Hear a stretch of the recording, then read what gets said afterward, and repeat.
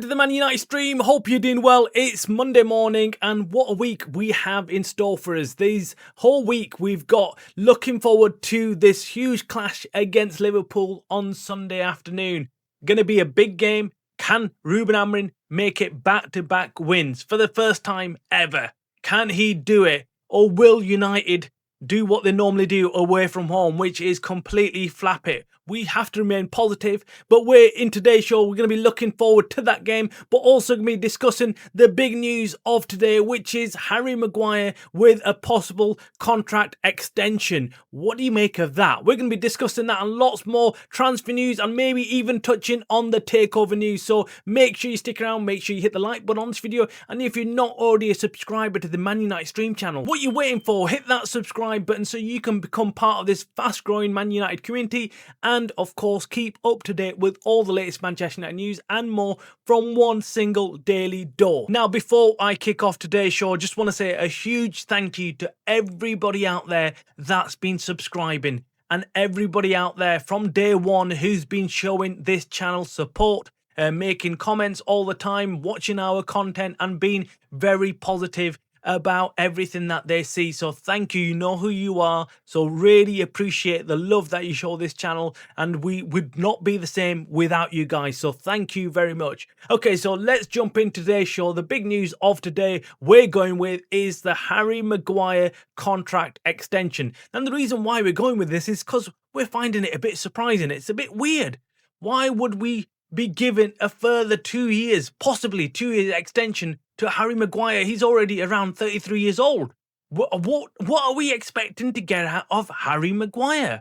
Why would we be agreeing to pay this guy when we could go quite easily and sign somebody else, somebody who could actually make a difference in this team? Yes, we've got a very good young defence in De Ligt and in Lenny Euro, and of course we've got Lisandro Martinez arriving back from injury, but we still need a number 4, another fourth centre-back that is very good and already established. We've got Haven there, but of course he's very young and he will take time and grow into his first team position. But right now, he's not someone that can slot in straight away. So when we heard the news that Harry Maguire is in contract talks and it looks like United will be offering him an extension, we thought, why? That does not make any sense. Does not make any sense. There's certain players in this United team that we need to see the back of. And I'm not saying that in a bad way. I'm saying, look, we need to accept that these guys are reaching the end of their careers. They're reaching a point where we need to tell them, that's it, the contract's over. Thank you very much for your services. And go off and play somewhere else if you need to. Let's cash out on them. United need to be concentrating on bringing in new players, new talent to the club that Ruben Amorim can then look at and potentially have as backup options. Man United need to be going out there and making big signings. Signings of players that will come in and make a difference and give Ruben Amorim options. Harry Maguire is not one of those players, and why we're insisting on keeping them, I have no idea. There's certain players, I'm going to call them out. I'm going to say it like it is. Harry Maguire, I think we need to call it a day with him. Luke Shaw, again, we need to call it a day with him. I am shocked how Luke Shaw creeps his way back into the first 11 every single time. And he's going to get an injury. We know he's going to get an injury. That's how it works. He's going to get an injury just when he starts looking good. He's going to get injury and we're going to be left with picking up the pieces, not knowing who to put in there and start them afresh because we're not going to have somebody who's up to speed. That's the problem with Luke Shaw. And then there's Diego Dalot. I mean, the name says it all, doesn't it? I mean, how's he still playing for United? How's he actually getting game time ahead of other players at United? I mean, when I saw Diego Dalot starting ahead of Dogu, it was just like nonsensical. Did not make any sense to me how Ruben Amorim could sit there and think, oh, I'll start Dalot over Dogu. Did not make any sense. If anyone can explain to me out there why he would do such a thing, please drop the comments below. Let me know, because it's maybe just me then. Maybe it's just me. I want to be proven wrong. I want someone to write in the comments why Dalot is so important and why he's so good and why he's being used by Ruben Amorim, because I do not understand it.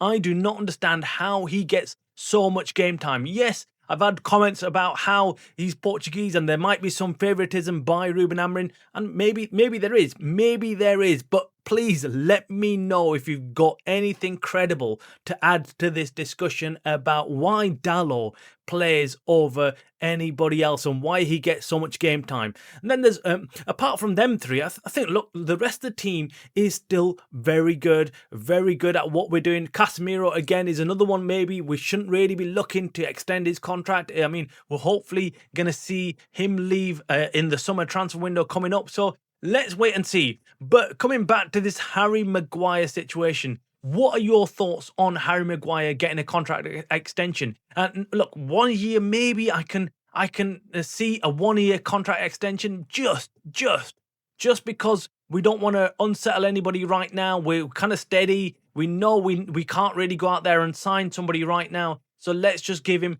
a 1 year extension. But even that to me makes no sense. I think of it and think, look, we're going to end up paying him about 6 million for that year. For that 1 year extension, we're going to end up paying 6 million. Surely it would be better business to go out there and buy somebody else and put some more money on top of that and go and get somebody long term. Surely that is the way United need to be looking at things. See Ineos trying to cut costs and do things sensibly. Surely we've got Omar Brada, Jason Wilcox and the rest sat there thinking, why would we give another year extension to Harry Maguire? He's not even starting for United. He's not even a solid starter for United. We know that if all the defence is fit, Harry Maguire is third or fourth choice. That's where you start thinking, well, why would you then extend his contract? Anyway, Luke Shaw as well. Luke Shaw is someone that I think we need to get rid of. We need to sell him. We need to cash out on him right now before he gets another injury. We do not want a situation where we've got another long-term injury for Luke Shaw. If he gets another injury, that's it. It's over. It's over. We're not going to be able to sell him. He's going to sit at the club for another couple of years, and then it's going to be like, oh, why didn't we sell him? Why didn't we sell him when we had the chance? When he was fully fit, why did we not just sell him rather than giving him more game time, allowing him to get another injury? That's my thoughts on it. Let me know in the comments below what you think about the Harry Maguire, Luke Shaw, Dalot issue. Love to hear from United fans. Now, moving away from that, we also had transfer news yesterday on Carlos Baleba and Adam Wharton. Which player will United be looking to go for? We're hearing more reports, more rumours about United looking very closely at Wharton. They want him to be their number one target in the January transfer window. In fact, they believe that it's easier to go and get Wharton, and it's going to be at a much less price than it would be for going out there and getting Carlos Baleba. And well, yeah, that's obvious. It's obvious. If we go to Carlos Baleba, Brighton are going to pull our pants down. They do that with everybody. Brighton are very hard to negotiate with. And when you're going to turn up to the table with Brighton across it, they're going to say, well, we want 100 mil plus for Carlos Baleba, despite him not playing well this season, despite him falling off the cliff. He's not actually played well for him, but they're still going to insist on 100 million plus as a price tag. When you're looking at that, you're thinking, okay, there's someone who's almost as good, or if not equivalent to Carlos Baleba, having a great season so far in Adam Wharton. Why not go and sign him? And there's lots of Man United fans who actually like Wharton. They actually like the look of Wharton over Carlos Baleba. There's lots of fans saying actually Wharton is probably the better bet. He would actually fit into this United team a lot better than Carlos Baleba. He's more disciplined. He knows exactly when to go forward and when to stay back. So these are the things that some fans are talking about when it comes to Wharton. I, to be honest with you, want United to go and sign both of them. I think United can go and do a business for both of them. If we want to show intent, if we want to show the rest of the club in the Premier League, we mean business. We need to go out there and have number one and number two. That's what we need to do. We need to have number one and number two option. Imagine both of them playing in this United team. Look, we're looking at it through the lens of currently the formation, the system that we're playing under Ruben Amorim. However, that's not going to maybe last. Judging on what we're doing right now and our performances under Ruben Amorim and the current system formation, I think even he will end up having to change it. And having two top class midfielders in that midfield for United would be astonishing. It would be brilliant. So I think we should actually make both of them our targets But if the rumors are true and Carlos Baleba has handed in a transfer request and has advised Brighton that he wants to leave Brighton, and it is Man United that he wants to go to, well, then we should go and sign Carlos Baleba as well. And then we should also pursue Wharton. We should not let that one go out either. We should be pushing on that as well, and hopefully try and get both of them. Even it's one or the other. In January, I don't think we're going to go and sign two midfielders. We're going to actually just probably going to go and target one of them. Who it'll be, I'm not quite sure, but whoever it is, in the summer, we should go after the second target. That's my opinion on it. Let us know in the comments below what you think to that. You might disagree. You might say, no, we want just one midfielder. Let's put all our eggs in one basket. Or you might be, yeah, perfect. Yeah, we should go after both of them. Or you might have a completely different midfielder. Let us know in the comments below. Now, finally, in today's show, we can't finish the show without actually talking about this takeover news.